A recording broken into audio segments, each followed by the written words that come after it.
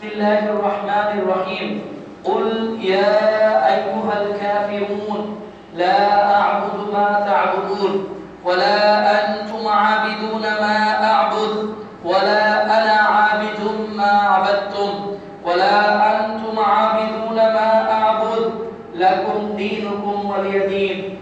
وقال تعالى إن الدين عند الله الإسلام إلى آخر الآية. وقال تعالى ومن يبتغي غير الإسلام دينا فلن يقبل منه وهو في الآخرة من الخاسرين. آمين يا رب العالمين. যাবতীয় প্রশংসা, সকল প্রকারের তারিফ সে মহান আল্লাহ বারি তাআলার জন্য, যিনি বিশেষ করে আমাকে এই রাজশাহীর লম্বা সফর থেকে আবার আপনাদের মাঝে সুস্থ সবল অবস্থায় নিয়ে আসছেন এবং আমি ও আমরা যারা খুতবার প্রারম্ভে মাওলার দরবারে উপস্থিত হতে পেরেছি হৃদয়ের গভীর থেকে বলি আলহামদুলিল্লাহ। আলহামদুলিল্লাহ। দরুদ ও সালাম বর্ষিত হোক সে মহান আদর্শের প্রতি, যিনি একটি এমন চূড়ান্ত সংবিধান উপহার দিয়েছিলেন, এমন ভাবে তিনি রাষ্ট্র ও পার্লামেন্ট গঠন করেছিলেন যে রাষ্ট্রে, যে পার্লামেন্টে এমন একটি চূড়ান্ত সংবিধান তিনি নিয়ে এসেছিলেন যাতে পৃথিবীর সকল ধর্মের, সকল বর্ণের, সকল মানুষের মানবাধিকার নিশ্চিত করে রাখা হয়েছে। সেই মহান নেতা বিশ্বনবী মুহাম্মদ মুস্তাফা আহমদ মুজতবা রাসূল হুদা সাল্লাল্লাহু আলাইহি ওয়াসাল্লামের প্রতি বর্ষিত হোক দরুদ ও সালাম। আল্লাহুম্মা সাল্লি আলাইহি আল্লাহুম্মা বারিক আলাইহি। সম্মানিত মুসল্লি, ইন্টারনেটের কল্যাণে ইতিমধ্যেই আপনারা আমার নির্বাচিত বিষয় সম্পর্কে জেনেছেন। যারা ফেসবুক চালান তারা নিশ্চয়ই দেখেছেন যে আমাদের বিষয়টি দেওয়া হয়েছে ইন্টারফেথ বা আন্তধর্ম। আমি জানি এটা আমি ছাড়া বাংলাদেশের হাতে গোনা দুই একজন মানুষ ছাড়া কেউ জানে না। এটা নেগেটিভ নেবেন না, এটা বললাম এজন্য এটা আপনাদের কাছে একটি নতুন বিষয়। আর আপনারা জানেন অথবা এখন জানবেন এমন কোন বিষয় যা জটিল ও নতুন, তা আমি এই তাকওয়া মসজিদের খুতবার জন্য রেখে দিই এবং অন্যান্য জায়গায় আলহামদুলিল্লাহ, কারণ আমি জানি এবং মানি এইখানকার লোকেরা একটু ভালো জানে, দিনকে ভালো বুঝে এবং এর চাইতে বেশি তারা আমাকে ভালোবাসে। ফলে আমি কথাগুলো স্বাচ্ছন্দ্যে নির্দ্বিধায় ভেঙে ভেঙে বলতে পারি। একটি গল্প বলছি, জানি না বিষয়টা কেমন হবে, বলা ঠিক হবে কিনা। এই 300 মাইল দূর রাজশাহীতে গিয়েছি, 30 মিনিটের মধ্যে খুতবা মাত্র শুরু করলাম। আপনারা নামাজ শুরু করতে একটু টাইম লাগে, মাত্র বিষয়ের মধ্যে ঢুকেছি, বলতে খুতবা শেষ করতে হবে সৈয়দপুর মসজিদ। আমি বুঝতে পারলাম ইমাম সাহেব হয়তো হিংসা এটা করেছে, আর কিছু না, কারণ সে জানে যে আমি কোথেকে আসছি বা কি। এরপর মুসল্লিদের অনুমতি নিয়ে হাতে গোনা 10 মিনিট কথা বলতে পেরেছি, কিন্তু কথা কিন্তু শেষ হয়নি, কথা শেষ করতে পারিনি, কিন্তু চেষ্টা করেছি সংক্ষিপ্ত আকারে শেষ করার জন্য। কিন্তু তাকওয়া মসজিদে যখন আমি আসি, আমার মাঝে এই সমস্ত কোনো চিন্তা থাকে না, কোনো রকমের বিরক্তি ভাব থাকে না। আমি নির্দ্বিধায় সুন্দর করে আমার এই কথাগুলো, যেটা কোরআন এবং সুন্নাহ, যেটা আপনাদের জন্য উপকারী, তা বলে দিতে পারি। তো আর ভূমিকা লম্বা না করে আজকে আমরা শিরোনামটা বুঝবো। ইন্টারফেথ একটি ইংরেজি শব্দ। ইন্টারফেথ একটি ইংরেজি শব্দ, এর বাংলাটা আরো বেশি কঠিন। এর বাংলা হচ্ছে আন্তধর্ম। আপনারা শব্দগুলো আল্লাহর ওয়াস্তে মুখস্থ করেন। আজকের এই খুতবা একটি যুগান্তকারী খুতবা হবে, যেটা সারা জীবন পর মাইলফলক হয়ে থাকবে। এজন্য যে এই বিষয়টা আমি খুঁজে বের করে উত্থাপন করে গেলাম, আপনারা 2-4 বছরের মধ্যে দেখবেন যদি আমি নাও বেঁচে থাকি, এই বিষয়টা নিয়ে ব্যাপকভাবে সমালোচনা হবে, আলোচনা হবে, এমনকি মারামারি পর্যন্ত হবে, খুনাখুনিও হতে পারে। এজন্য অগ্রিম আপনাদেরকে বলে দিয়ে যাচ্ছি, শব্দটা হচ্ছে ইন্টারফেথ। আর আপনারা জেনে খুশি হবেন, সর্বপ্রথম আজ থেকে প্রায় 4 বছর আগে যখন আহলে কোরআন, শুনছেন না, যারা শুধুমাত্র কোরআন মানে, হাদিস মানে না, এই বিষয়ে আপনারা দেখবেন আবার ইন্টারনেটের প্রথম বক্তব্যই হলো কোরআন মানি, সুন্নাহ মানি না। 4 বছর আগে, 4 বা 3.5 বছর আগে। এরপরে আস্তে আস্তে অনেকে এটা নিয়ে বলা শুরু করেছেন। তো আজকে এই ইন্টারফেথ, যার বাংলা হচ্ছে আন্তধর্ম, মানে থাকবে এটা কি সেটা কি সেটা আমরা যদি একটু তাকাই, বলা হয়েছে যে interfaith refers to comparative, conservative and positive interaction. Interfaith হচ্ছে এমন একটি সংস্থা যা বোঝায়, যা বর্ণনা করে, যা মানুষের মাঝে এবং যারা রক্ষণশীল সমাজ তাদের মাঝে এবং যারা সাধারণ জনগণ তাদের মাঝে একটি ইন্টারাকশন হচ্ছে আমি আপনি বা আমরা এক জায়গায় বসলাম, একটা বৈঠক করলাম একটা বিষয় নিয়ে, আমার দিকে তাকান, এদিক ওদিক করছেন কেন, নড়া যাবে না।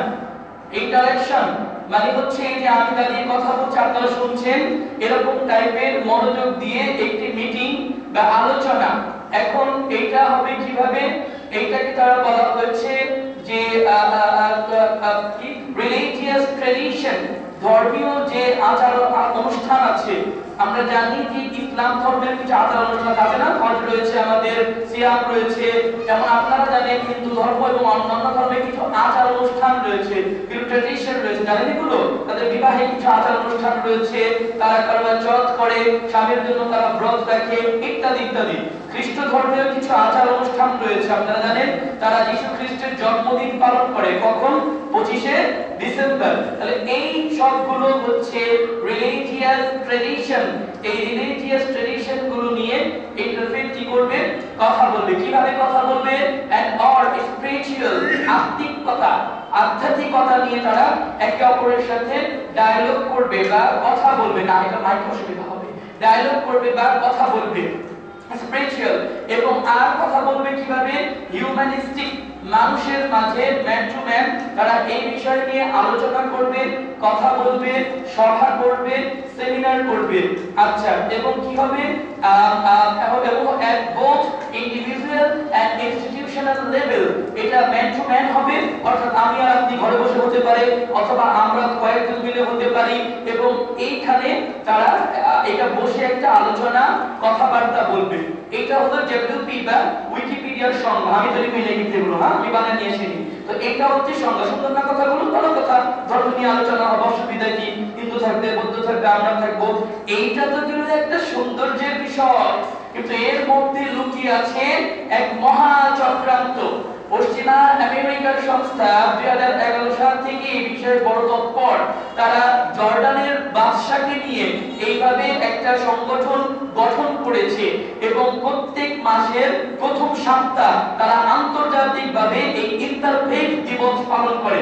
আপনারা জানেন কোন দিবস বছরে একবার পালন করা হয় না, 26শে মার্চ, 15 ডিসেম্বর। তারা কতটা গুরুত্ব দিয়েছে এই বিষয়টাকে।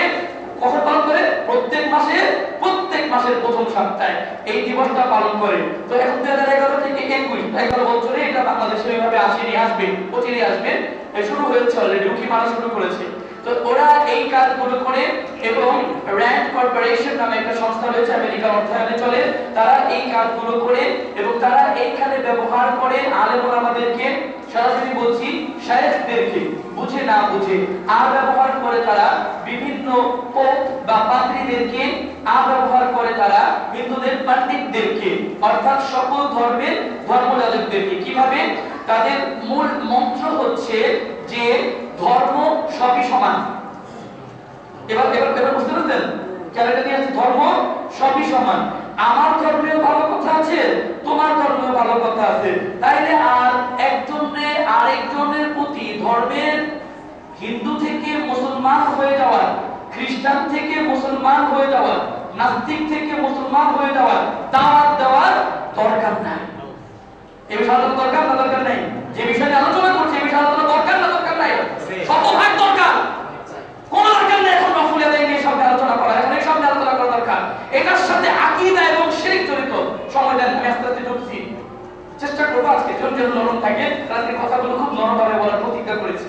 বলছিলাম আমরা ইন্টারফেথ, প্রথম কথা মুখস্থ করেন, সব ধর্ম সমান। কেউ বলে নাউযুবিল্লাহ, এই বিষয় থাকলে ঈমান নাই। সব ধর্ম কি? সমান। 2 নম্বর পয়েন্ট, দরকার কি? ধর্মান্তর হওয়া। আমরা ধর্মান্তর শব্দ বুঝি এক ধর্ম থেকে আর সত্য মুসলমান বা খ্রিস্টান হয়ে যাচ্ছে, ওটা আমার কি? ওটা সে বুঝবে, সে কেমন মুসলিম।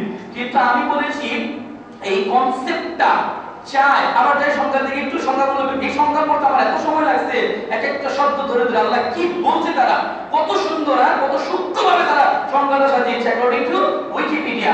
সেখানে তারা বলেছে ইন্টারফেস রেফার্স টু, ইন্টারফেস বোঝায় আন্তঃধর্মীয় সংস্থা, তারা বোঝায় যে মানুষের সাথে মানুষের যারা রক্ষণশীল স্বভাব তাদের সাথে ধর্মীয় ব্যক্তিদের সাথে একসাথে বসে একটা বৈঠক হবে, আলোচনা হবে আমার ধর্ম নিয়ে তোমার ধর্ম নিয়ে, আলোচনা হবে আধ্যাত্মিকতা নিয়ে, আলোচনা হবে সামাজিকতা নিয়ে, তবে আমাদের মূল কনসেপ্ট থাকবে কি ধর্ম সবই সমান।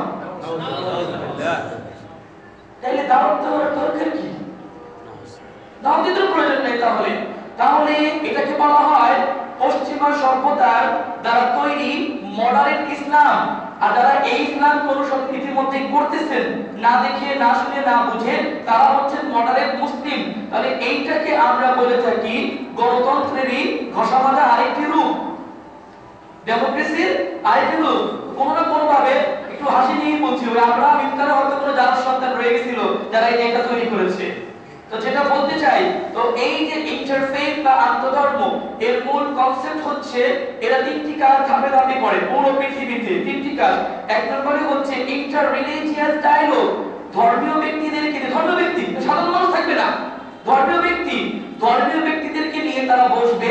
তারা কিন্তু বলবে না ইন্টারফেথ অনুষ্ঠান, এত আবার ভাইবেন না এই যে পিছনে বড় করে বোর্ড লাগাবো তারকা মসজিদ ইন্টারফেথ, না এটা না, এটা বলবেই না। তারা যদি বলতো তো আপনারা জেনেই গেতেন। আমরা তো জানতে হয় এটা ভিন্ন কথা, গবেষণা করতে হয়। তো তারা কি করে, তারা এটা নাম দেয় না সমাজের নামে, ঐক্যের নামে। এখন এটা বহুদিন ধরে কাজ করে যাচ্ছে। হিন্দু মুসলিম যারা কথিত হিন্দু কথিত মুসলিম, তারা এর পিছনে কাজ করে যাচ্ছে জেনে না জেনে। সম্প্রতি ইন্টার রিলিজিয়াস ডায়ালগ নামে একটি, যেটা তাদের মূল মন্ত্র, প্রথমটা, দুই নম্বরটা বলে এরপর ব্যাখ্যা করব। দুই নম্বরটা হলো ইন্টারফেথ হারমোনি বা আন্তঃসম্প্রীতি। আন্তঃসম্প্রীতি তার মানে তুমি একটা অন্য ধর্মের লোক, আমি অন্য ধর্মের লোক, তোমার আর আমার মধ্যে এমন সম্প্রীতি থাকবে, তোমার ধর্মকে আমি শ্রদ্ধা করব, আমার ধর্মকে তুমি শ্রদ্ধা করবে। ধর্মকে শ্রদ্ধা করা মানে কি? ধর্মের উপাস্যকে শ্রদ্ধা করা, ধর্মকে শ্রদ্ধা করা মানে আমি বললাম যে আমি ওই ধর্মকে শ্রদ্ধা করি, তার মানে আমি তার দেবদেবীকে শ্রদ্ধা করি। স্বাভাবিক, শ্রদ্ধার তো প্রশ্ন আসবে না। সম্প্রীতি আরেক জিনিস। শব্দগুলো কিন্তু অনেক সূক্ষ্ম শব্দ, শব্দগুলো এত সুন্দর, যদি কেউ বিশ্লেষণ করে যে কোনো মুহূর্তে আমার গলা টিকে ধরবে, যে বলবে যে আমি অপবাদ ছড়াচ্ছি, কিন্তু আমি এই ভয় আমার মধ্যে কখনো ছিল না, নাইও। আপনি কাজী ইব্রাহিম সাহেব এখনো জেলে, আজ পর্যন্ত কি হয়েছে? সুতরাং যারা নির্ভীকভাবে আল্লাহর জন্য কাজ করে তাদের কোনো ভয় নাই, ওগুলো হবেই, মরে যাবে, বা সে জান্নাত পেলেই চললো। তো যে কথাগুলো বলছিলাম, 3 নাম্বার পয়েন্ট, 2 নাম্বার পয়েন্ট হলো ইন্টারফেথ হারমোনি, মনে থাকবে, সম্প্রীতি, পরস্পর সম্প্রীতি, এবং 2 নাম্বার বলছি এটা। আর 3 নাম্বার হলো তারা এই ডায়ালগের মাধ্যমে একে অপরের সাথে একটা ঐক্য, একটা পরস্পর সৌহার্দ্যপূর্ণ আচরণ করবে। সম্প্রতি ডিবিসি চ্যানেল নাম চিনেন আপনারা? হ্যাঁ, ইলেকট্রনিক মিডিয়া না, বেসরকারি টিভি। ডিবিসিতে আমার যদি ভুল না হয়, ভুল হওয়ার সম্ভাবনা আছে, আল কোরআন এবং স্টাডিজের সহকারী অধ্যাপক, হয়তো আমার মনে নাই, ডক্টর মানসুর ইলাহি। ডক্টর মানসুর ইলাহি বলা হয় বাংলাদেশের 3 জনের একজন। তাকে এই অনেকে আমার নাম দিলে আবার চেতে যায়, হ্যাঁ, আপনাদের সাথে আমার কোনো কথা নাই, আমি এভাবেই বলবো। আমি কোনো কারণ আমি নিন্দা করছি না, বুঝতে হবে আমার উদ্দেশ্য কি আর আমার অন্তর কি। তিনি একটি অনুষ্ঠানের মধ্যে এসেছিলেন ডিবিসিতে, সেখানে তাকে ডাকা হয়েছিল ওই যে সুন্দর মোড়ক দিয়ে, বুঝতে বুঝাতে এই অনুষ্ঠান। তো ওইখানে সাথে ছিল বাংলাদেশ হিন্দু বৌদ্ধ ঐক্য পরিষদ, নাম শুনছেন? এইটার প্রেসিডিয়াম মেম্বার কাজল দেবনাথ। আর ছিলেন বাংলাদেশের সবচেয়ে বড় পোপ, বুঝি আমরা, খ্রিস্টানদের চার্চের সর্বপ্রধান তিনি রেভারেন্ড মার্টিন, নাম মুখস্থ রাখবেন, কাজে আসবে। রেভারেন্ড মার্টিন, তিনি হচ্ছেন প্রধান, চার্চের প্রধান বাংলাদেশের, তিনি ছিলেন। আর ছিলেন একপাশে মনসুর ইলাহি। সেইখানে কাজল দেবনাথ সাহেব বলেছেন পবিত্র কোরআনে সূরা কাফিরুনের 109 নম্বর সূরা 6 নম্বর আয়াত, কাজল দেবনাথ বলেছেন মনসুর ইলাহিকে উদ্দেশ্য করে যে লাকুম দীনুকুম ওয়ালিয়া দীন। আল্লাহই তো বলছে আপনাদের কিতাবে আছে যার যার ধর্ম তার তার, সুতরাং অন্য ধর্মকে খারাপ বলার দরকার কি? আমি অনুষ্ঠান নিয়ে আর কিছু বলবো না, আমি 2টি পরামর্শ দেব, সরি 2টি অনুরোধ করব, পরামর্শ শব্দটা যায় না, হ্যাঁ 2টি অনুরোধ করব বাংলাদেশের পিস টিভির সাহেবদেরকে। কোন মিডিয়া যখন আপনাদেরকে ডাকবে, হুটহাট করে এই চ্যানেলে চলে যাবেন না, হুটহাট করে চ্যানেলে চলে যাবেন না। আপনি দেখবেন, আপনি বুঝবেন, এবং প্রত্যেকটা মানুষের রয়েছে, কেউ একটু গরম বক্তব্য দেয়, কেউ একটু নরম বক্তব্য দেয়। তো যখন তারা মানুষকে চুজ করে যে আমরা অনুষ্ঠানে কাকে ডাকবো, তারা এগুলো যাচাই বাছাই করেই ডাকে। সুতরাং এই অনুষ্ঠানটার মধ্যে দরকার ছিল শেখ আব্দুর রাজ্জাক বিন ইউসুফের, এই অনুষ্ঠানে দরকার ছিল মুজাফফর বিন মুহসিনের, এই অনুষ্ঠানে দরকার ছিল আব্দুল্লাহ বিন আব্দুর রাজ্জাকের। আমার মতো ঠান্ডা মানুষ দিলেও হবে না, যারা গরম এবং তাৎক্ষণিক কাউন্টার দিতে পারে। কিন্তু স্যার তো নরম মানুষ, তিনি ওই আমতা করেই বলেছেন, হ্যাঁ, তেমন কিছু বলেননি। তাহলে এই যে বিষয়গুলো, যত মানুষ সহিহ কিতাব রয়েছে কিংবা হানাফি মাযহাব অনুসরণ করার পরেও যারা শায়েখদেরকে ভালোবাসেন, তারা কিন্তু না জেনে একটা মেসেজ নিয়েছে, যেটা ইন্টারপ্রেটের উদ্দেশ্য ছিল। মেসেজটা কি? মেসেজটা হলো, আচ্ছা ওই অনুষ্ঠানে যদি এরকম কথা বলা হয়েছে তাইলে মনে হয় ঠিকই আছে। এই যে সূক্ষ্মভাবে কাজ শুরু হয়ে গিয়েছে। 2017 সালে খ্রিস্টানদের সবচেয়ে বড় পোপ যখন আসলো, আপনারা কেউ জানেন না ওইখানে তিনি একটি ঈশ্বরের কাছে প্রার্থনা করেছিলেন হাত উত্তোলন করে।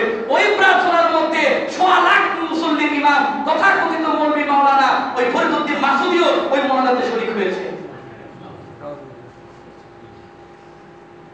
এগুলো বহুদিন ধরে শুরু হয়ে গেছে এই সব চক্রান্ত। আন্তধর্ম এগুলো হয় না। জগা খিচুড়ি মার্কা ধর্ম দিয়ে কখনো ইসলাম হতে পারে না। এটা কি বোঝাতে চেয়েছেন তিনি? আমরা সমান, তিনি বোঝাতে চেয়েছেন আমরা সমান। আমি বলছি আমরা কতটুকু সমান।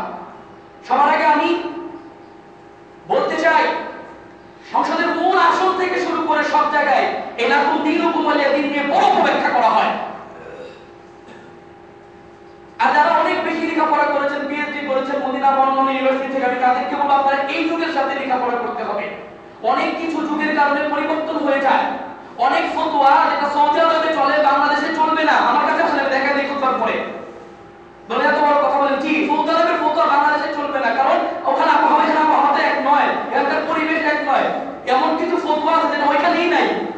ফতোয়া কি? ফতোয়া হলো কেন আপনাকে বলি, শেখ আহমদুল্লাহকে জিজ্ঞেস করা হয়েছিল যে আমরা যে স্টুডেন্টরা বাস ভাড়া দিই না অর্ধেক দিই, এটা কি জায়েজ না না জায়েজ? এই ফতোয়া যদি মক্কায় খোঁজেন পাবেন?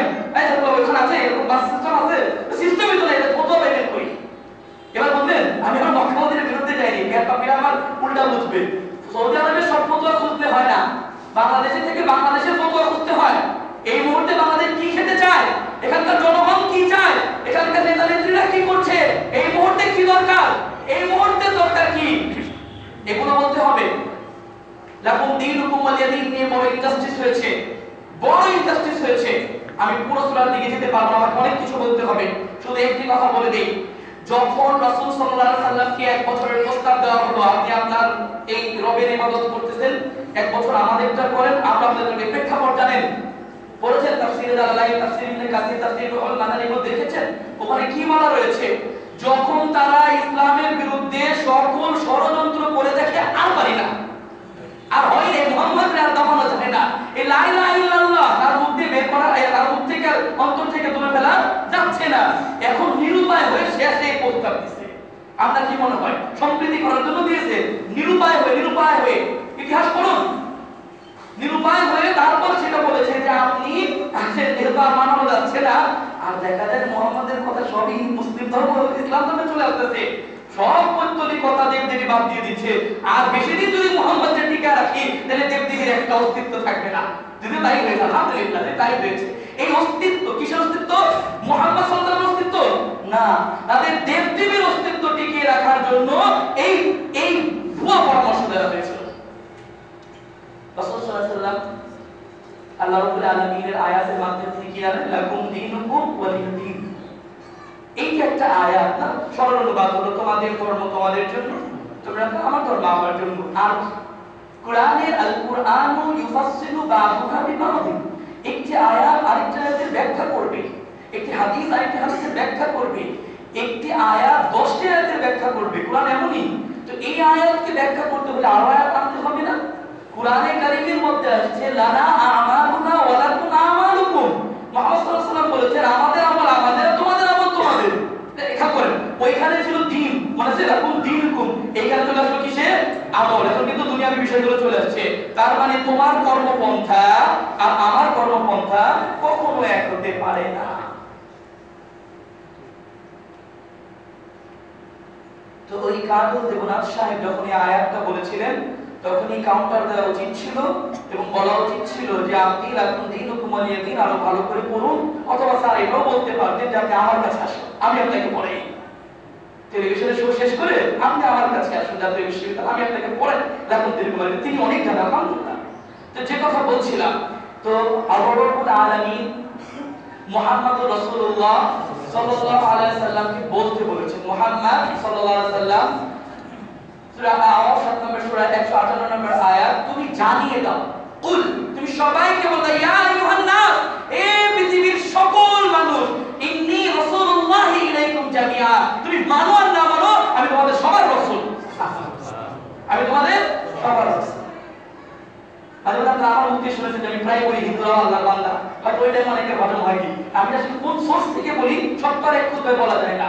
সবাই আল্লাহর বান্দা, আজকে আয়াত পেলেন সবাই আল্লাহর রাসূলের উম্মত, হিন্দু উম্মত, কোন উম্মত? অবাধ্য উম্মত। কিন্তু কোরআন থেকে স্বীকৃত তারাও কি রাসূল সাল্লাল্লাহু আলাইহি সাল্লামের উম্মত, উম্মতি মুহাম্মাদি বলেন তারাও উম্মত, তারা মানেনি, আমরা মেনে নিয়েছি, আলহামদুলিল্লাহ। তাহলে বোঝা যাচ্ছে ইয়া আইয়ুহান নাস, রাসূল আপনি বলে দিন, ইন্নী রাসূলুল্লাহি ইলাইকুম জামিআ, যে আমি তোমাদের সকলের জন্য আল্লাহর পক্ষ থেকে প্রেরিত একজন রাসূল বা পুরুষ, আমি বার্তাবাহক, তিনি ওহীর মাধ্যমে সবকিছু আমাদেরকে গায়েবের খবর জানিয়ে দিচ্ছেন। আর আমরা জানি যে আল্লাহ রাব্বুল আলামিন যদি কোনো শিক্ষার্থী ভবিষ্যতে যারা আলোচনা শুনবে এবং যারা এখন আছে, বিশেষ করে যারা এইচএসসির উপরে লেখাপড়া করছেন ইউনিভার্সিটিতে, সমাজ বিজ্ঞানের উপরে, রাষ্ট্রবিজ্ঞানের উপরে আর পঞ্চ মনোবিজ্ঞান নিয়ে, আমি এই 3 সাবজেক্টের যারা ছাত্রছাত্রী আছেন আমি তাদেরকে উদ্দেশ্য করে বলছি, আমি জানি আপনারা আপনাদের ধর্ম নিয়ে সন্দেহে আছেন, আমি জানি আপনারা আপনাদের ধর্ম নিয়ে সংশয় আছেন, আপনাদের ধর্ম বলতে আমি ইসলাম বুঝিয়েছি, কেন এই সন্দেহ এগুলো জানি, তো অনেক গভীর ওই দিকে যাব না।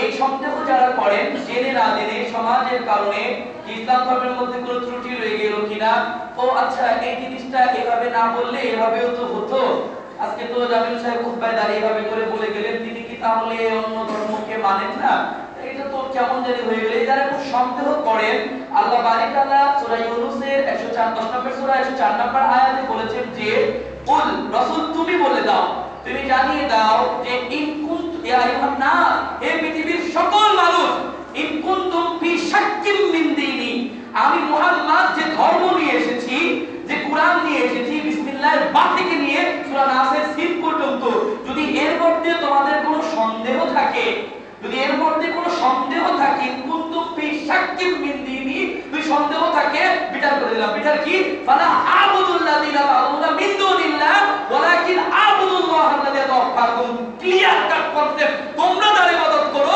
আমি রাসূল তার ইবাদত করি না, আমি ওই আল্লাহর ইবাদত করি যিনি তোমাদের মৃত্যু ঘটাবেন। সুবহানাল্লাহ। এবার বুঝতে লাকুম দীনুকুম মানে কি, এই পুরো খুতবায় লাকুম দীনুকুম নিয়ে ব্যাখ্যা করব, এই অপব্যাখ্যা অনেক হয়েছে। তাহলে আবার একটা দিকে যাই, কুলিয়া আইয়ুহান নাস, হে তাকওয়া মসজিদের মুসল্লিয়ানে کرام, ইন কুনতুম, যদি তোমরা, যদি আপনারা ফি শাক্কিন, কোন রকমের সন্দেহের মধ্যে থাকেন, সামান্য সন্দেহ ইসলামের সকল বিষয় নিয়ে, কোন সহিহ হাদিস নিয়ে, কোন হাসান হাদিস নিয়ে, কোরআনের কোন আয়াত নিয়ে, যে এটা এরকম না হয়ে এরকম হলে হতো, গবেষণার জিনিস, যদি এমনিতে সন্দেহ করেন, ইন কুনতুম ফি শাক্কিন মিন দীনি, আমার দিনে মুহাম্মদ সাল্লাল্লাহু আলাইহি ওয়াসাল্লাম বলেন আমার ধর্মে যদি সামান্য পরিমাণ সন্দেহ থাকে, তাহলে একটা নুসখা নিয়ে যাও, লা আবুদুল্লাযিনা তা'বুদুনা মিন দুনিল্লাহ, আমি তোমরা যার ইবাদত করো তার ইবাদত করি না, কার ইবাদত করি, ওয়ালাকিন আবুদুল্লাহ আল্লাযী ইয়াতাওয়াফাকুম, ওই আল্লাহ তাআলার, ওই রব্বুল আলামিনের যিনি তোমাদের মৃত্যু ঘটান। কত বড় কনসেপ্ট! তার মানে কাফের মুশরিকদেরকে বলতেছেন তুমি মানো না মানো তোমাদের মৃত্যু কিন্তু আল্লাহ। আর শেষ করেছেন ওয়া উমিরতু আন আকুনা মিনাল মুমিনিন, আমি আল্লাহ থেকে আদিষ্ট হয়েছি আমি যেন মুমিনদের অন্তর্ভুক্ত হই। সুবহানাল্লাহ। একটা তথ্য দিই মাঝখান থেকে, আমি অনেক সময় বলে ফেলি জেনে না জেনে, ইসলাম ধর্ম বেস্ট, নতুন একটা কনসেপ্ট দিয়ে যাচ্ছি, আজকের পর থেকে এটা বলবো না, ইসলাম ধর্ম বেস্ট না, ইসলাম ধর্মই একমাত্র ধর্ম। সুবহানাল্লাহ। বেস্ট একটা জিনিস আমি নতুন বলছি, এটা বেস্ট, তার মানে এর চেয়ে আরো ভালো কিছু থাকতে পারে, ইসলাম ধর্ম খুব বেস্ট। আমি যদিও বলতে বলি না, কিন্তু আমি আজকে থেকে এই কনসেপ্টটা ছড়িয়ে দিতে চাই, ইসলাম ধর্ম এই যুগে, এটা এই যুগে বলছিলাম না সৌদির ফতোয়া বাংলাদেশে চলে না, এই যুগের বাংলাদেশে এখন বর্তমানে জোরালোভাবে বলতে হবে ইসলাম ধর্ম কি একমাত্র ধর্ম, বেশ না বেশ, ঠিক আছে হয়েছে, ঠিক আছে, কিন্তু একমাত্র এখন এত বলতে হবে কারণ অলরেডি এটা নিয়ে অনেক বেশি হাত দেওয়া শুরু হয়েছে। কেউ হাত দিয়ে সংবিধান থেকে উঠায় দিতে চায়, কেউ হাত দিয়ে ঘর থেকে উঠায় দিতে চায়, কোনদিন দেখবেন হাত দিয়ে দিল থেকে উঠায় দিতে চাইবো। পার্শ্ববর্তী দেশে সত্য মিথ্যা জানেন একটা ভিডিও দেখলাম, বলেছে বল, ওই মুখ দিয়ে বলেছে ওই তাদের দেবতার নাম, তারপরে তাকে মেরে ফেলা হয়েছে। তো যে কথা বলছিলাম, আল্লাহ রাব্বুল আলামিন জিজ্ঞেস করেছেন আয়ুশরিকুনা মা লা ইয়াখলুকু শাইআন ওয়া হুম ইখলাকুন। সূরা আরাফের 191 নম্বর আয়াত। আয়ুশরিকুনা, তারা যেগুলোর সাথে শিরক করে, অর্থাৎ কাফের মুশরিকরা যে মূর্তিগুলো বানায়, ইহুদি নাসারারা যে সমস্ত আল্লাহকে বাদ দিয়ে ঈসা মাসীহের ইবাদত করে, আপনারা জানেন আল্লাহকে তারা পিতা নাউযুবিল্লাহ এবং মরিয়মকে মা এবং ঈসা আলাইহিস সালামকে আল্লাহর পুত্র বলে দাবি করে। উযাইর আলাইহিস সালাম কি নবী না? নবী, তাকেও কি বলে? পুত্র বলে। আমি সময় নেই, কিন্তু আমি আয়াতগুলো টানতে পারলাম না, আয়াতগুলো প্রত্যেকটা মনে আছে আমার, টানতে পারছি না, সময় কম। তাহলে এই যে তারা এই বিশ্বাস যারা করে, নবীকে তারা বিশ্বাস করে পুত্র মনে করে, ওটাকেও শিরক বলা হচ্ছে। কেমন ধরনের অংশীদার মুক্ত আমার আপনার আল্লাহ সুবহানাহু ওয়া তাআলা, এই যে তাওহীদ, সুনিয়া কিতাবে আমাদের মূল কনসেপ্ট, আহলে হাদিসদের আমাদের মূল কনসেপ্টই হচ্ছে তাওহীদ আর আকীদা, তাই না? আকীদা, এই যেখানে তাওহীদ জড়িত। আয়ুশরিকুনা, তারা যে ইবাদতগুলো করে, আহারে মা লা ইয়াখলুকু শাইআন ওয়া হুম ইখলাকুন, তারা তো কোনো কিছু সৃষ্টি করতে পারেই না, বরং তো তাদেরকে সৃষ্টি করা হয়। কেউ জানোয়ারের মূর্তি বানিয়ে পূজা করছে, কেউ জানোয়ারের প্রস্রাব খাচ্ছে, কেউ সেগুলোকে আবার ভেঙে ঢুকিয়ে দিচ্ছে, কেউ আছে সেটার সামনে মাথা অবনত করছে, কেউ আছে সেটা ধুলি নিয়ে নিজের কপালে লাগাচ্ছে। করুক, শ্রদ্ধা করুক, না তো বলবো না, কখনো না বলবো না, কিন্তু না বলবো না এ কথা যেমন সত্য, এটাও বলবো না যে তোমাদেরটা ঠিক। যদি এইরকম মুক্ত মনের কেউ এই কয়জনের মধ্যে থাকে, আল্লাহর রাস্তে গোসল করে কালেমা শাহাদাত পড়ে নিয়ে চ্যালেঞ্জ করলাম, দেখি এবার আমি বলছি শেখ আব্দুল রাজ্জাক ইউসুফের ভাষায় কোন মায়ের কাটা আছে যে আমাকে বলতে পারে তার ঈমান আছে কথা বলার পরে। সন্দেহ করেন ইসলাম নিয়ে। একটা হলো শয়তানের প্ররোচনা করে, আমি আপনি আমল করি না, গুনাহ করি, করতেই পারি না, মানুষ কুল্লু বানি আমরা কেনা করে গুনাহ, আরে গুনাহ নাই কত মুহাম্মদ সাল্লাল্লাহু আলাইহি ওয়াসাল্লাম এবং অন্যান্য নবী। তো আমি আপনি গুনাহ করব, আল্লাহর কাছে মাফ চাইবে, স্বাভাবিক ব্যাপার, এবং গুনাহ থেকে বিরত থাকবো, বেঁচে থাকবো, স্বাভাবিক ব্যাপার। কিন্তু আমি আপনি যখন ইসলাম নিয়ে আয়াতে সন্দেহ করব, এটা স্বাভাবিক ব্যাপার নয়। মনে আছে না, ইন কুনতুম ফি শাক্কিন মিন দীনি, আমার আমি তো দিনে সন্দেহ করাও যাবে না। তাহলে আল্লাহ রাব্বুল আলামিন বললেন যারা নিজেরা তো কোনো কিছু সৃষ্টি করতে পারেই না, বরঞ্চ তাদেরকে সৃষ্টি করা হয়েছে। এবার আর একটু শক্ত হয়ে কিছু করার নাই।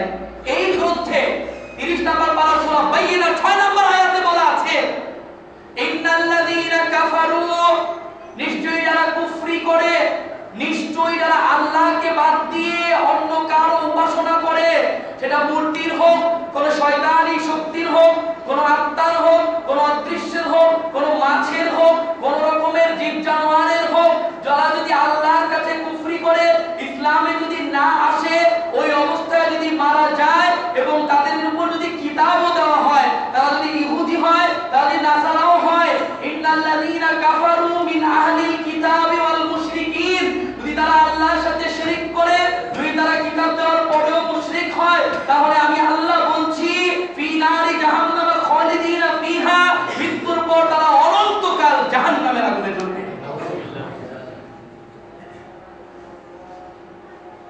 তুমি যখন স্বীকৃতি দিচ্ছ আন্তধর্ম বা ইন্টারফেইথের মাধ্যমে আমারটাও ঠিক তোমারটাও ঠিক, তখন প্রশ্ন আসে এই আয়াত কোথায় যাবে? কোন মুসলিম নরম হৃদয়ের, কোমল হৃদয়ের, শিক্ষিত, মার্জিত, সভ্য সমাজের বড় একজন গণ্যমান্য ব্যক্তি যদি এসে বলে এই আয়াতটা আমি মানতে পারলাম না, তারাও তো আল্লাহরই সৃষ্টি, আপনি দেখুন খুতবায় বললেন তারাও আল্লাহর বান্দা, তো আল্লাহ তাদেরকে সারা জীবন জাহান্নামে দেবেন, আমি এটা মানতে পারলাম না। আমি তাকে বিনয়ের সাথে বলবো কোরআনটা আবার লিখে সূরা বাইয়িনার 6 নাম্বার আয়াতটা মুছে দেন। এটা আমি কি বলবো, আমার ক্ষমতা নেই। কোরআনটা নিয়ে বাইয়িনাটা সরিয়ে 6 নাম্বার আয়াত সরিয়ে দেন। আমি বলেছি এই আয়াতের অনুবাদ এত সরল, এগুলো ব্যাখ্যা বিশ্লেষণের লাগে না, এত সরল। জিজ্ঞেস করে আলেমদেরকে সরল অনুবাদ, এর কোনো পেজ নেই। একটা আছে না যে ওই কি বলছে ওই এগুলো এত সরল আয়াত। ইন্নাল্লাযীনা কাফারু, নিশ্চয়ই যারা কুফরি করলো, যারা কাফের হয়ে গেছে, মিন আহলিল কিতাব, ইহুদিদের মধ্য থেকে নাসারাদের মধ্য থেকে, মুশরিকিন, তারা আল্লাহর সাথে অন্য যে কাউকে শরীক করেছে, বিনারি জাহান্নাম, এতটুকু করে আয়াত ছিল। বলা হয়েছে খালিদিনা ফিহা, চিরস্থায়ী থাকবে। আর আমি কি করব? এরপরে শব্দ সহ্য করতে পারবেন? উলাইকা হুম শাররুল বারিয়া, তারা হচ্ছে আল্লাহর দৃষ্টিতে সৃষ্টি জগতের সবচেয়ে নিকৃষ্ট সৃষ্টি। মানে এটা বলতে যদি কলিজা লাগে, ভয় লাগে, তার ইল্লা তাআলা আলিয়া বলতে গিরি করে লাভ কি? এটা এইখানে গেল। আমি একটু 9 যাই, সূরা নাম্বার 9, সূরা তাওবা। নবম হিজরিতে আপনারা জানেন এর আগে ঘটনা অনেক কিছু হয়েছিল, তিনি সন্ধি হয়েছে, হুদায়বিয়ার সন্ধি, যেতে পারেননি। নবম হিজরিতে যখন পরিপূর্ণরূপে যখন মক্কা আমাদের দখলে, মুসলমানদের হাতে যখন চলে আসা শুরু করলো, আল্লাহ রাব্বুল আলামিন সূরা তাওবায় আয়াত নাযিল করলেন। তিনি বললেন ইয়া আইয়ুহাল্লাযীনা আমানু, হে ঈমানদারগণ। কাদেরকে বলতেছেন এই কথাগুলো? মুসলিমদেরকে, ঈমানদারদেরকে পরিচয় করিয়ে দিচ্ছেন তাম পৃথিবীতে। ইন্নামাল মুশরিকুন, যে সমস্ত মুশরিক নরনারী রয়েছে, মুশরিক বুঝি আমরা এক কথা ইসলাম ধর্ম বাদ দিয়ে যারা অন্য ধর্মে রয়েছে, যারা মুশরিক, তারা কাফের। আর যদি আল্লাহর সাথে কাউকে শরীক করে যে কোনো মাধ্যমে, তাহলে তারা মুশরিক, একই কথা। তাহলে কাফার ইন্নামাল মুশরিকুন, যত মুশরিকরা রয়েছে, নাজাসুন, আল্লাহর দৃষ্টিতে আত্মিকভাবে, আত্মাগতভাবে, সত্তাগতভাবে, স্পিরিচুয়ালি তারা অপবিত্র। এখন এই মসজিদেও যদি এমন কেউ থাকেন বা থাকো যার কাছে এটা হজম হচ্ছে না যে আমরা তো মানুষ হিসেবে সবাই সমান, তাহলে তাদেরকে আল্লাহ তাআলা অপবিত্র বললেন, কিন্তু আমি অপব্যাখ্যা করেছি, তাহলে আমি বলছি আপনি আবার কোরআনটা নেন। ইন্নামাল মুশরিকুনা নাজাসুন, কোন অর্থে বলেছে একটু ব্যাখ্যা করে দিয়েছে। তারা প্রতিদিন গোসল করে, আমরাও করি, তারা হাত মুখ ধোয়, আমরাও ধুই, তারা সুন্দর জামা কাপড় পরে, আমরাও পরি, বরঞ্চ তারা বিশ্ব ক্ষমতা নিয়ে রেখেছে যেটা আমরা নাই, কিন্তু তাহলে ওই হিসাবে তারা আমাদের থেকে উত্তম। হ্যাঁ উত্তম, দুনিয়াতে তারা উত্তম, কিন্তু রব্বুল আলামিনের দৃষ্টিতে আত্মাগতভাবে যে সত্তা, ওই সত্তাকে বিশ্বাস করে না, সে কখনো পবিত্র হতে পারে না। ঠিক। ইন্নামাল মুশরিকুনা নাজাসুন, এরপরে কি বলছেন? ফালা ইয়াকরাবুল মাসজিদাল হারাম বাদা আমিন হাযা, এই নবম হিজরির পর কিয়ামত পর্যন্ত যদি মুসলমানদের হাতে কাবার চাবি থাকে, রাসূল তুমি জানিয়ে দাও আমার এই কাবার চত্বরে কোন মুশরিক যেন ঈমানের সার্টিফিকেট না নিয়ে প্রবেশ না করে। আপনারা জানেন কাবা মসজিদে যে কোনো মুসলিম চলে আসতে পারে, কোনো অসুবিধা নেই, বসতে পারে, খুতবা শুনতে পারে দূরে বসে, কিন্তু মসজিদে হারামে কোনো মুসলিম ঢুকতে পারে না। স্যার ডক্টর জাকির নায়েক এই বিষয়ে প্রশ্ন করা হয়েছিল, আপনারা বলেন আন্তধর্মের কথা, সুন্দর সুন্দর কথা, কেন এই অবস্থা কেন? তিনি চমৎকার কোরআন হাদিস দিয়ে না বুঝিয়ে বুদ্ধিভিত্তিক উত্তর দিয়েছেন। তিনি বলেছেন সরকারের সেনানিবাস থাকে, আমি নিজে গিয়েছি, এটা আমাদের রয়েছে এই যে মাটিকাটা এরিয়ার দিকে, মিরপুরের দিকে, আপনারা জানেন সেনানিবাস রয়েছে, ওইখানে একটা পাখিও কথা বলছি অনুমতি ছাড়া যেতে পারে না। কোন মন্ত্রী মিনিস্টার পর্যন্ত যেতে হলে, কোন হাই কমিশনে যেতে হলে সেখানকার সেনাপ্রধানের অনুমতি লাগে। তো ডক্টর জাকির নায়েক স্যার বলেছেন এটা হচ্ছে মুসলিমদের হেডকোয়ার্টার, এখানে যে কেউ প্রবেশ করতে হলে তাকে একটা পাসপোর্ট দিতে হবে, ওই পাসপোর্টের বিধান নাম হচ্ছে লা ইলাহা ইল্লাল্লাহ। আল্লাহ বলেছেন ওয়াইন খিফতুম আইলাতান, পরবর্তী আয়াতের, যদি মুশরিকদের সাথে সম্পর্ক ছিন্ন হয়ে যায়, যে তোমরা তাদেরকে মক্কায় ঢুকতে দেবে না, এরপরে তোমরা যদি ভয় করো যে ব্যবসা বাণিজ্য কি হবে, কিভাবে আমরা দিন প্রচার করব, কিভাবে আমরা খাবো দাবো, আল্লাহ বলেন চিন্তা করিস না, যদি দুর্ভিক্ষ চলে আসে আমি আল্লাহ তাআলা তোমাদেরকে ধনী করে দেব। সুবহানাল্লাহ। আজকে বলে দিয়ে যাচ্ছি 48 বা 58 তথাকথিত বা জয়টাই থাকবে কেন, যতগুলো মুসলিম বিশ্বের রাষ্ট্রপ্রধান আছে, সবাই যদি এই মুহূর্তে এক হয়ে কাফেরদের সাথে যদি সম্পর্ক ছিন্ন করেও অথবা কমিয়ে দিয়েও যদি তারা নিজের মতো করে চলে, ইনশাআল্লাহ আল্লাহ এই দেশগুলোকে খাজানায় পরিপূর্ণ করে দেবেন। সুবহানাল্লাহ। বুঝেন না? অনেকে খালি ডিপ্লোমেসি বোঝায় আমাকে, আপনি কি আন্তর্জাতিক অবস্থা বুঝেন? বুঝিলাম আমি আন্তর্জাতিক অবস্থা বুঝবো না, আমি একটা লয়ার স্টুডেন্ট। তো সুতরাং এই যে নির্ভরশীলতা, কাফেরদের প্রতি এত নির্ভরশীলতা হয়ে আছে বলেই তো আজকে তারা কোনো কিছু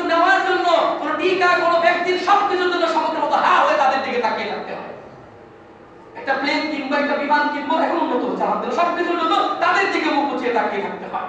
জানি না আমরা তারা আমাদের কি দিচ্ছে, পোলিও দেয়, এটা দেয়, ওইটা দেয়, কি দেয়, কি খাওয়ায় জানি না, নিচ্ছি খাচ্ছি। আজ পর্যন্ত এটাই জানি না কোকা কোলার ফর্মুলা কি, খেয়েই যাচ্ছি।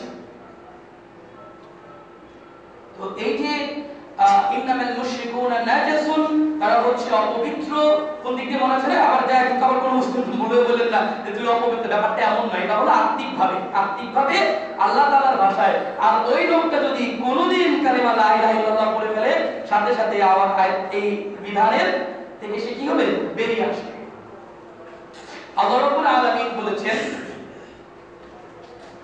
সূরা আল হজ্জের 17 নম্বর পারা 20 নম্বর পৃষ্ঠার 72 নম্বর আয়াতে, ইন্নাল্লাযীনা তাদউনা মিন দুনিল্লাহি লা ইয়াখলুকু যুবাবান ওয়া লাউ ইজতামাউ লাহু ওয়া ইন ইয়াসলুবহুমুয যুবাবু শাইআন লা ইয়াস্তানকিযুহু মিন দু'ফাত তালিব ওয়াল মাতলুব মা কাদারুল্লাহ হাক্কা কদরিহি। আল্লাহ রাব্বুল আলামিন বলেন, নিশ্চয়ই যারা তাদউনা ডাকে, আহ্বান করে, পূজা করে, অর্চনা করে, ইবাদত করে মিন দুনিল্লাহ, আল্লাহকে বাদ দিয়ে অন্য কারো, আল্লাহকে বাদ দিয়ে অন্য কারো যারা ইবাদত করে, আমি আল্লাহ চ্যালেঞ্জ করে বলছি, মুহাম্মদ তুমিও তোমার উম্মতেরা জানিয়ে দাও, তারা যারা ইবাদত করে তাদের ওই মূর্তিগুলোকে ডেকে ডেকে বলো, লা ইয়াখলুকু যুবাবান, তারা কি কখনো একটি মাছি সৃষ্টি করতে পারবে? লা ইয়াখলুকু যুবাবান ওয়া লাউ ইজতামাউ লাহু, তারা যদি এই বিষয়ে ঐক্যবদ্ধ হয়, একত্রিত হয়, তবুও তারা কখনো একটি মাছিও সৃষ্টি করতে পারবে না। এটা তো পরের কথা। আল্লাহ আবার বললেন, ওয়া ইয়াসলুবহুমুয যুবাবু শাইআন, আল্লাহ বলেন মাছি সৃষ্টি তো অনেক দূরের কথা, মাছি যদি তোমাদের খাবারে বসে একটু খাবারও নিয়ে চলে যায়, ওইটাও তোমরা তার কাছ থেকে উদ্ধার করতে পারবে না। একজন মুশরিকের অবস্থা কি আমরা বুঝেই বলো? আমরা আন্তধর্ম নামে ভুলে যাচ্ছি। একটা ফেমাস ডায়লগ ছোটকালে শুনতাম বিভিন্ন মানুষের কাছ থেকে, যে বলা হয় যে দুইজন ব্যক্তির বি পজিটিভ রক্ত, কথার কথা, আমি এখানে একটা প্লেটের মধ্যে বি পজিটিভ রক্ত নিয়ে আসলাম, কারণ আমি নিচ্ছি, কেউ নিজের উপর মিলাইন না, কারণ সাইফুল ভাই বি পজিটিভ রক্ত, আরেক ভাই মুমিন ভাই বি পজিটিভ রক্ত নিয়ে আসলাম। এবার আমি জিজ্ঞেস করলাম, বল এটা হলো মুখের রক্ত, এটা হলো রামকৃষ্ণ রক্ত, কে হিন্দু কে মুসলিম? তো বলা হয়, হিন্দিতে বলা হয়, जब बनाने वाले ने फर्क नहीं किया तब तू क्यों करता है। আল্লাহর কসম, বয়স 8 থেকে এগুলো শুনে আসছে। আল্লাহ যে তো এলেম দিয়েছে, ওই সময় থেকে এগুলো ফেরদাই করিনি। এখন না বুঝতে 2021 নারী এগুলি এত মারাত্মক বিষয় ছিল। অনুবাদ হচ্ছে, এই যে আমি এখানে একটা এই যে হিন্দু রক্ত রাখলাম এক প্লেটে, আর প্লেটে মুসলমানের রক্ত রাখলাম, আর তো সামনে বল কোনটা হিন্দু কোনটা মুসলিম। সামনে তো ভাই এটা তো কেমনে কমে, এত বড় ল্যাবরেটরি টেস্টও নাই, কমু কেমনে? তাইলে তুই যে এটাই বলতে পারবি না, তাহলে তুই মান সবই আল্লাহর সৃষ্টি। আউযু বিল্লাহ, আল্লাহ আল্লাহ। এগুলো আলোচনা করা উচিত বন্ধুরা আমার, এগুলো আলোচনা করা উচিত ব্যাপকভাবে। আপনারা আমার কথা কে শুনে, কয়জন শুনবে? বড় বড় আলোচনা হচ্ছে, আপনারা একটু বলেন না কেন এগুলো আপনাদের শুধু খাতির আছে, এইসব বিষয়গুলো হাইলাইট কেন করে না তারা? তো এই যে আমার কথা শুনবে না বেশি মানুষ, তো এই যে কথাগুলো যে ওয়ালা উজতামাউলা ওয়া ইয়াতবাহুল যুবাব, তারা যদি একত্রিত যদি বসে বা চেষ্টা করে একটা মাছি জানিয়ে গিয়েছে, জানিয়ে আসতে, তা কখনো পারবে না। আল্লাহ তাআলা প্রশ্ন করছেন, যাওফাত তালিব ওয়াল মাতলুব, ওই দেবতা আর যে তাকে ইবাদত করে তারা দুজনেই কতই না দুর্বল। আল্লাহ তাআলা আক্ষেপ করে বলছেন, এরপরে কদরুল্লাহ হাক্কা কদরি, তারা আল্লাহকে যথাযথ মর্যাদা দিতে পারল না। আল্লাহ না কদরুল্লাহ হাক্কা কদরি, আল্লাহ এটা বলে নিজের সম্মান নিজেই দিলেন, ইন্নাল্লাহা লাকাবিয়্যুন আযীজ, আমি হচ্ছি মহা শক্তিশালী এবং মহা পরাক্রমশালী বা প্রজ্ঞাময়। তিনি নিজের নাম উচ্চারণ করেছেন। সম্মানিত উপস্থিতি, আমাদেরকে বুঝতে হবে আমাদের ধর্ম বেস্ট নয়, আমাদের ধর্মই একমাত্র ধর্ম। আল্লাহ বারী তাআলা সূরা আল ইমরানের 3 নম্বর পারার 11 নম্বর পৃষ্ঠা 3 নম্বর সূরার 19 নম্বর আয়াতে বলেন, ইন্নাদ দীনা ইনদাল্লাহিল ইসলাম। এর অর্থ কি? আল্লাহর কাছে একমাত্র, দ্বি নাই, থ্রি নাই, চতুর্থ নাই, একমাত্র খাঁটি এটাই, এর বাইরেও কিছু নাই, যা আছে একে কেন্দ্রে, সেটার নাম কি? ইসলাম।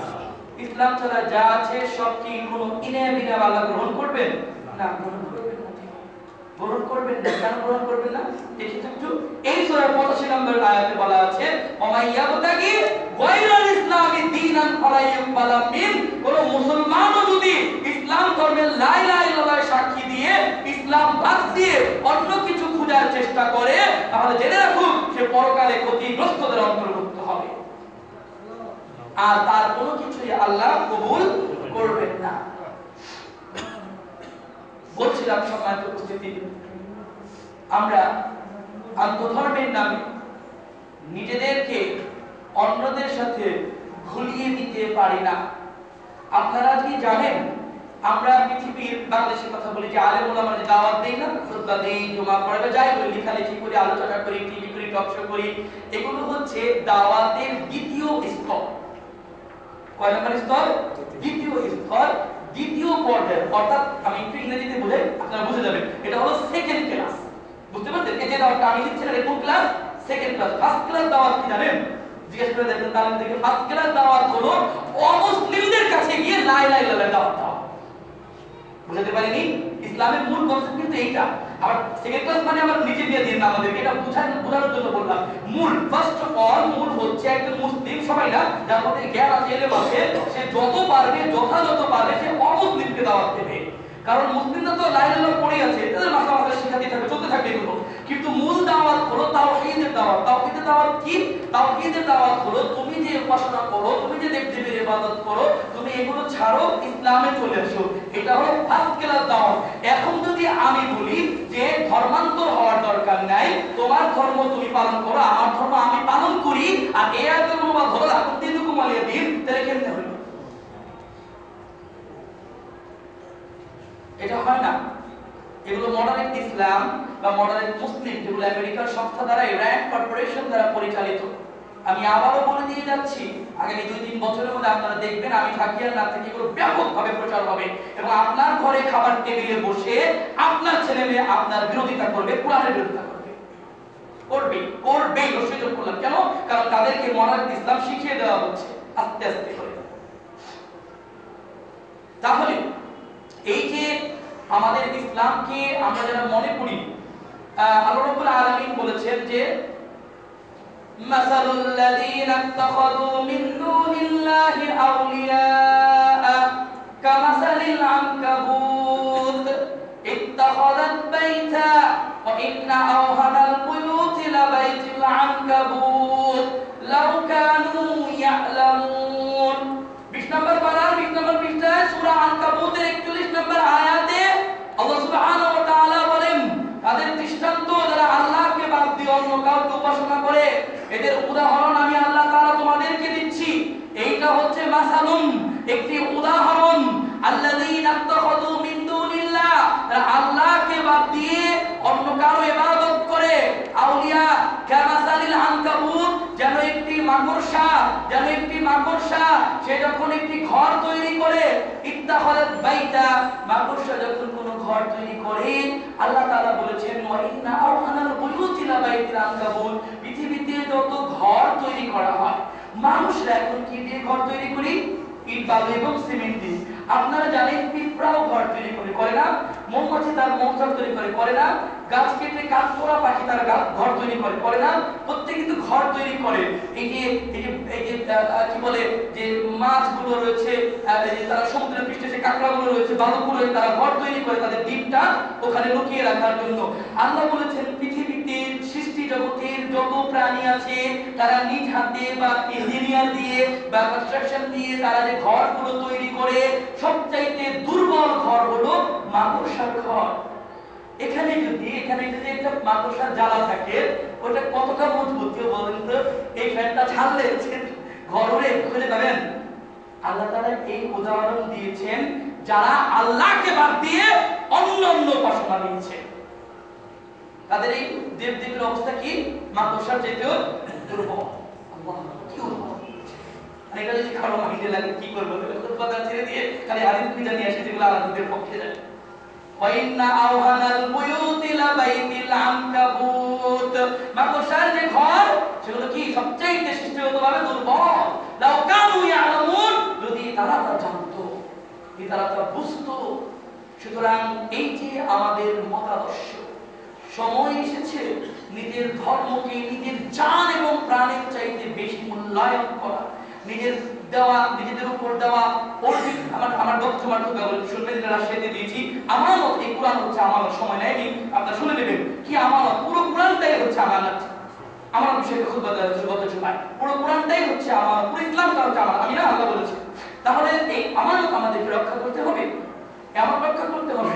কিছু হলেই তো বাইরে বেরোলেন না রক্ত দেওয়ার জন্য, এটার জন্য কতটুকু সময় দিচ্ছে। আর রক্ত করে দিয়ে রক্তের দাম আছে, আগে সময় দেন, 10 মিনিট সময় দেন।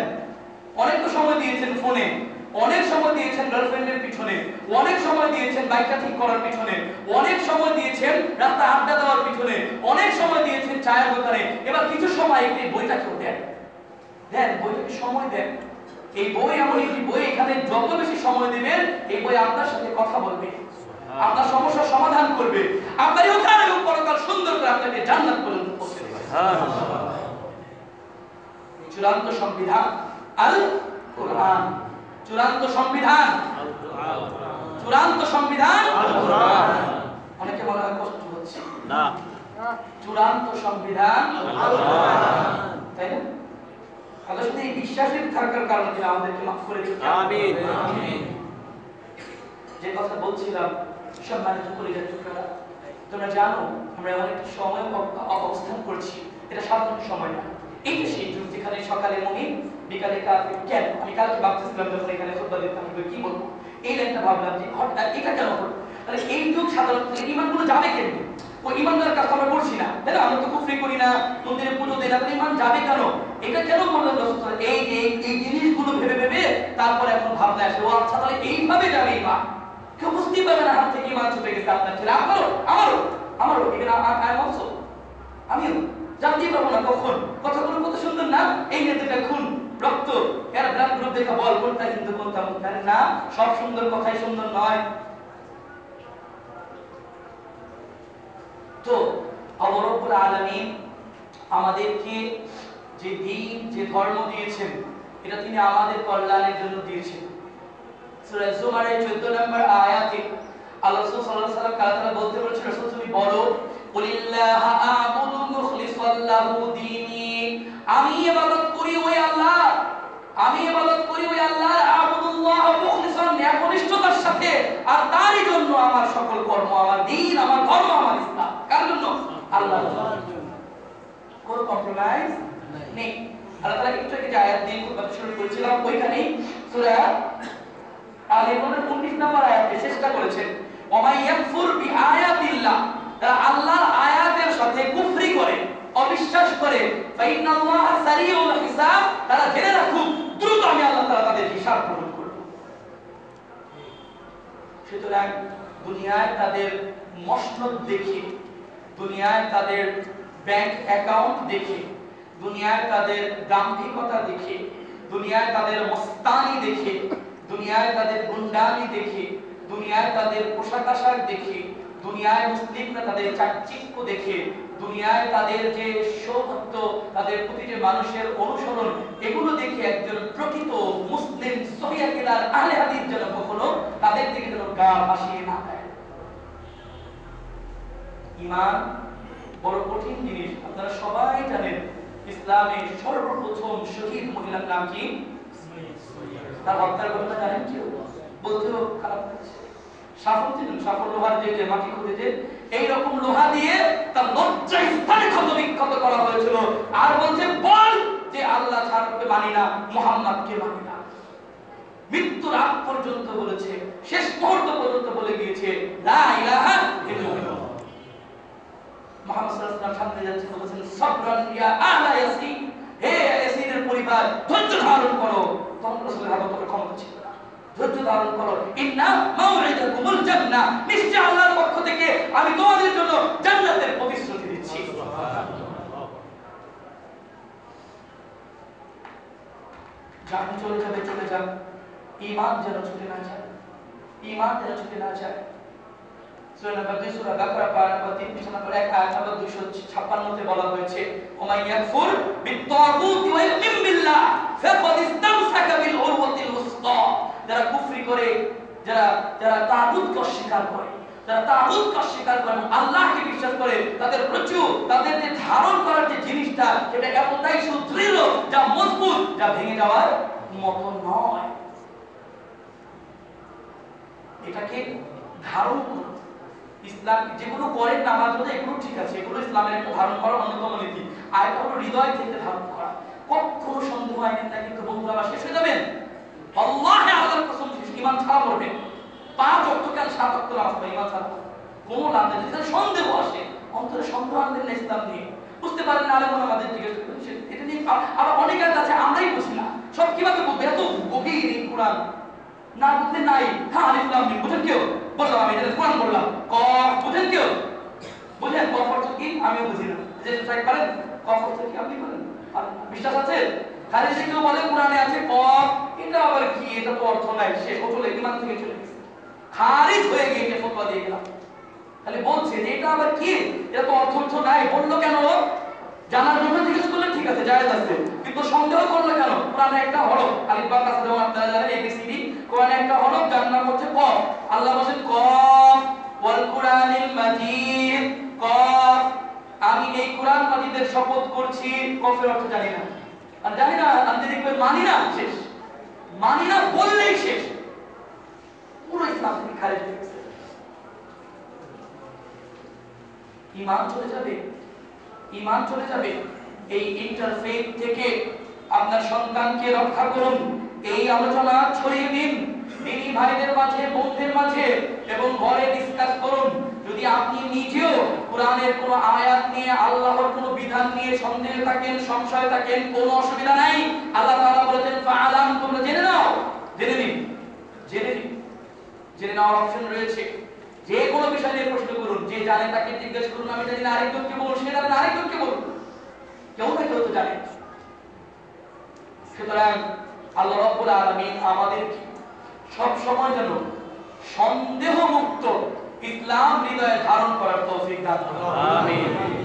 বন্ধুরা আমার, এই ইসলাম আল্লাহ রাব্বুল আলামিনের দেওয়া একমাত্র চূড়ান্ত ধর্ম। ঠিক আছে? আমরা যে বলি না লা ইলাহা ইল্লাল্লাহ, আপনারা নিশ্চয়ই জেনে থাকবেন আমাদের বাংলাদেশে আমরা বলি আল্লাহ ছাড়া কোনো মাবুদ নেই, কিন্তু আরবি কিভাবে অনুবাদ করে জানেন? আই লা মাবুদা বিহাক্কিন ইল্লাল্লাহ, তাই না? এটা অনুবাদ করে আল্লাহ ছাড়া উপাস্য আছে, কিন্তু সত্যিকারের কোনো ইবাদত পাওয়ার যোগ্য কোনো মাবুদ নেই। ইসলাম ছাড়া আরো ধর্ম আছে? নাই। কে বলছে ধর্ম নাই? আছে, সবই তো আছে। আচ্ছা, ওই সমস্ত ধর্মে ভালো কথা নেই? হ্যাঁ আছে। কে বলছে আছে? আমি তো বলছি আছে। কিন্তু আপনি যে বললেন তাদেরটা মানবো না, না মানবেন না, মানবেন না, কিন্তু তাদের সাথে ঝগড়া করতে বলিনি। আমি বলেছি আপনি তাদেরটার মধ্যে ঢুকে যাবেন না। এই যে আলহামদুলিল্লাহ তোমাকে মনে করালে, এই যে যারা এই কি বলে ধর্মীয় ব্যক্তিদেরকে নিয়েছে না এই সংগঠনটা, না জানিয়ে, বাংলাদেশের তো কারা আছে বললামই, আর জেনে না জেনে, জেনে না জেনে বাংলাদেশে কারা আছে, জেনে না জেনে, অনেকে জানে না, না জেনে ওদের পক্ষে কথা বলে যাচ্ছেন। আর ইন্ডিয়াতে রয়েছে মাওলানা, আমি যদি ভুল না হই, মাহমুদ মাদানী তার নাম, ভারতে মাওলানা মাহমুদ মাদানী। তিনি প্রচুর ইন্টারফেথের কনফারেন্স করেন। আমার কথাগুলো বুঝেন আপনারা? ইন্টারফেথের কনফারেন্স করেন, অর্থাৎ আলেমদের সাথে বসেন, অন্য ধর্মদের, অন্য ধর্মাবলম্বীদের সাথে বসেন, বৌদ্ধদের সাথে বসেন, তারপরে কি বলে ওই যে হিন্দু পণ্ডিতদের সাথে বসেন। তিনি বসেন, কথা বলেন, কনফারেন্স করেন, বই লিখেন। মাহমুদ মাদানী ভারতের। তিনি বলেছেন যদি কোনো মুসলিম শ্রীকৃষ্ণকে অবজ্ঞা করে তাহলে তার পাপ হবে। এরা বলতে আত্মধর্ম কি কত ভারত ব্রেক হয়ে গেছে, মিল করতে করতে ধর্ম নিরপেক্ষতার বীজ রোপণ করতে করতে নিজের ধর্মটাকে নিরপেক্ষ করে অন্যের ধর্মে সে চলে গেছে। সে বলেছে যে ব্যক্তি, যে মুসলিম শব্দটা এভাবে আসছে, যে মুসলিম কৃষ্ণকে মানবে না সে কি বললো? গুনাহগার। আরো বলছেন আরেক কনফারেন্সে সে বলছেন যে ব্যক্তি রাম কৃষ্ণর আদর্শ মানবে না সে মুহাম্মাদের আদর্শকে অস্বীকার করবে। প্রমাণ করেছে যে মুহাম্মদ সাল্লাল্লাহু আলাইহি ওয়াসাল্লাম যে আদর্শ ছিল শ্রী রামচন্দ্রেরও একই আদর্শ ছিল। এবং দুই একটা যদি কোরআনকারী মসজিদে থাকেন তাহলে হয় আপনি থাকবেন না আমি থাকবো। দেখা এসে বললাম যে এটা মন থেকে বলি, শুধরে যান, শুধরে যান। লেখাপড়া তো বড় ইউনিভার্সিটিতে পড়েন, এবার একটু এই দুই টাকা মাদ্রাসার মধ্যে পড়ে দেখেন একটু এরা কি শিখায়। এরা কি শিখায়? এরা 3 বছরের শিশুকে রেপ করা শিখায় না, এরা অন্যের সম্পদ হরণ করা শেখায় না, হোক সেটা হানাফি মাদ্রাসা বা আহলে হাদিস, হোক সেটা কোনো পীর সাহেবের মাদ্রাসা। আমি চ্যালেঞ্জ করে বলতে পারি কোন মাদ্রাসা এই জাতীয় কাজ শেখায় না। তখন একমাত্র ওই বিশ্ববিদ্যালয় থেকে এগুলোর জন্ম হয়েছে। আজকে বাসে এক ভদ্রলোককে বললাম দুর্নীতি কারা করে? শিক্ষিতরাই তো করে।